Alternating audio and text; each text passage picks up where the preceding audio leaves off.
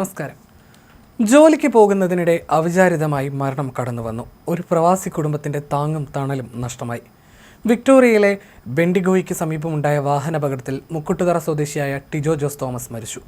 ഒരു മാസം മാത്രം പ്രായമുള്ള കുഞ്ഞിനെയും പ്രിയതമയും തനിച്ചാക്കിയുള്ള ടിജോയുടെ അപ്രതീക്ഷിത വിയോഗം ഓസ്ട്രേലിയയിലെ മലയാളി സമൂഹത്തെ ഒന്നടങ്കം നടുക്കിയിരിക്കുകയാണ്.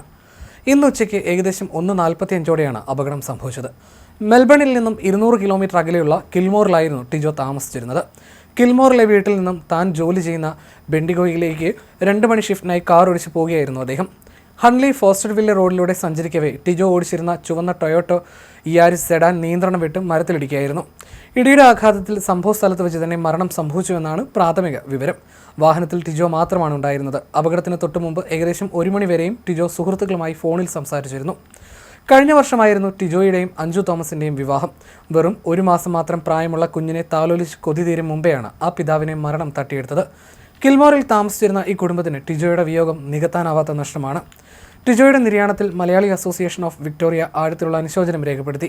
ബെൻഡിഗോയിലെയും മെൽബണിലെയും മലയാളി കൂട്ടായ്മകളിൽ സജീവമായിരുന്ന ടിജോ എല്ലാവർക്കും പ്രിയങ്കരനായിരുന്നു. ടിജോയുടെ ഭൗതികദേഹം നാട്ടിലെത്തിക്കുന്നത് ഉൾപ്പെടെയുള്ള നടപടികൾ അസോസിയേഷൻ ഭാരവാഹികളുടെ നേതൃത്വത്തിൽ പുരോഗമിക്കുകയാണ്.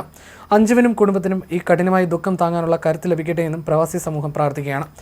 നാട്ടുകാരും സുഹൃത്തുക്കളും ഏറെ സ്നേഹത്തോടെ കണ്ടിരുന്ന ടിജോയുടെ അപ്രതീക്ഷിത വേർപാട് ബെൻഡിഗോയിലെയും മെൽബണിലെയും മലയാളി കൂട്ടായ്മകൾക്കും വലിയൊരു ആഘാതമായിരിക്കുകയാണ്.